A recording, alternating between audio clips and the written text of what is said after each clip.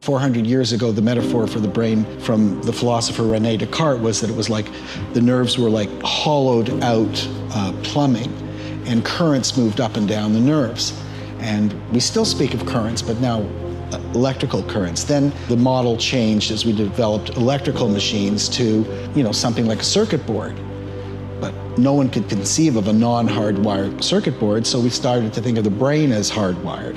And now with a computer, people tend, in that master analogy, to think thought is something like the software and the brain is the hardware. But what we really find, if we just can speak about the brain on its own terms and not in terms of that metaphor, is thought actually can change the physical structure of the so-called hardware and its function. And once you realize that and dig into what the laws of that are, some very interesting possibilities arise. Because I'm a doctor, I started to look at what illnesses or conditions that people were suffering from could be changed. And part of that was to help those people, of course. And part of it was to test the idea. If it was really true, you should be able to change some illnesses. By the second book, I'm looking at some pretty substantial, severe neurological conditions and finding that they can sometimes be changed too. Not always, but sometimes, and sometimes radically. So it's a test of the concept. And at a certain point, the scales fall from one's eyes and you realize we've got a lot of things about the brain quite wrong.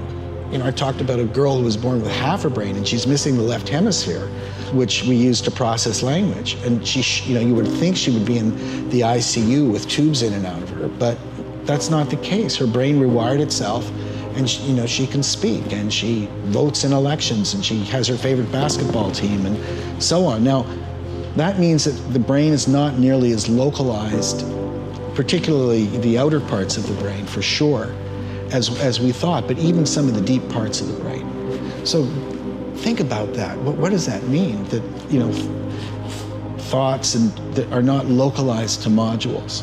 I think it's the most important change in our understanding of the brain in several hundred years.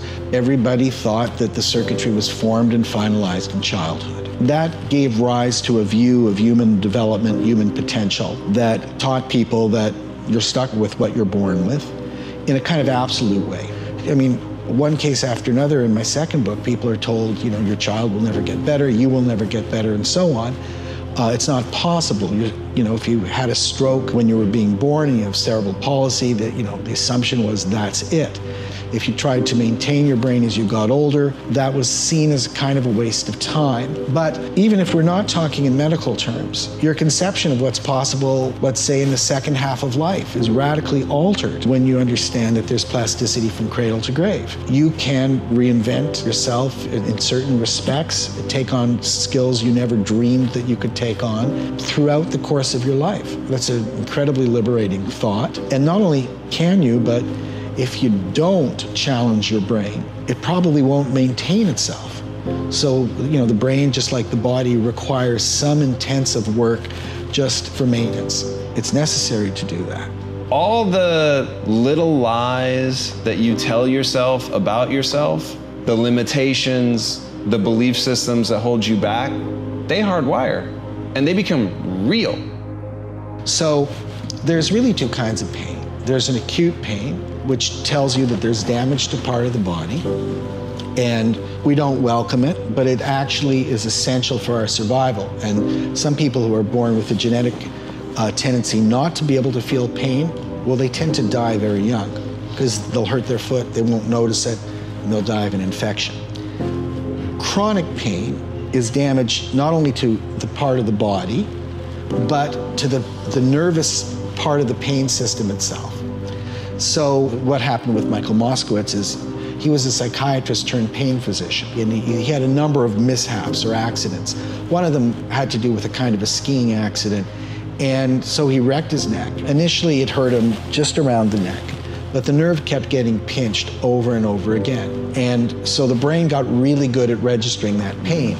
And what was initially a kind of just a strong thrust of pain, lasting seconds, as the brain got better at processing it, the pain would last longer, and it started to spread from his neck to his head to his shoulders and soon his upper back. And he was stuck with a chronic pain syndrome. Now, he started reading about plasticity at this time. And as a pain physician, he tried everything for that chronic pain. So he tried all the medications, which are problematic, to say the least. Nerve blocks, so injections into various nerves, and a lot of complementary things, all the ones he knew about. He was very open-minded, and nothing touched it. Most of us think that there's probably a pain center in the brain that registers all of this pain, but in fact, there's about a dozen different centers in the brain. And that's the first thing to know.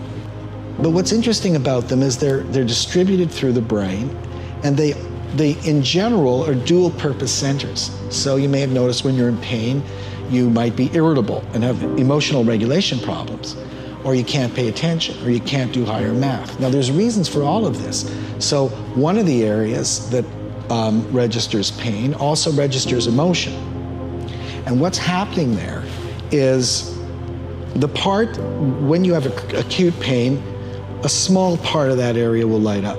When it becomes chronic, about another 20% of that map will light up, and it literally invades the processing areas of emotion. So it's not as good at processing emotion. Plasticity is competitive within the brain. The same thing can happen to the attention areas and to visual areas. So what Moskowitz thought to do was, every time I feel that pain, I will visualize something. It didn't matter what he visualized, interestingly enough, to see if I can take back that part of my visual map that is being hijacked by pain. So he visualized 3 actual brain scans. One of the brain not in pain, so the pain areas are not lit up. One of the brain in acute pain, and so you'd have about a dozen areas that had little pinpricks of neuronal firing. And then one of the brain in chronic pain, and these pinpricks become supernovas. And he just imagined every time he felt any pain whatsoever, kind of dialing it back from supernova to pinprick to nothing. He does this several weeks, and he's always in pain, so he's always doing it, no result. By the end of, another week, he notices he's got about 10 seconds free of pain. This is after years of pain. Not even sure it was right. By the end of several months, he's got 15, 20 minutes free of pain. By the end of a year of doing this every time it comes up, he's off all his pain meds, and he's completely pain-free. Wow. He's destroyed his chronic pain syndrome. In my first book, I describe people working with obsessions and compulsions, and it's a very similar thing. They have recurring thoughts that just won't go away, and they really have to know that you measure the success of that day by just thinking about how much effort you put into it, not whether the obsession or compulsion went away or the chronic pain went away that day. Because you're creating like a new gear shift inside your brain that's being built up from scratch so that you have conscious control over this to change it. And that takes a while. The mindset should not be conceived of as simply whether you've got a reward today, but you understand that to be a human being, to have a brain, is to be a creature that learns. And a lot of learning is incremental and slow. What Dr. Norman Doidge is talking about is that we often create limitations for ourselves that don't need to exist. We create boundaries around our mind and think that we are incapable of breaking them down. But that is just not true. Whether you want to overcome pain or replace bad habits with good habits, that is all possible, and it starts with retraining your mind, and you can start today.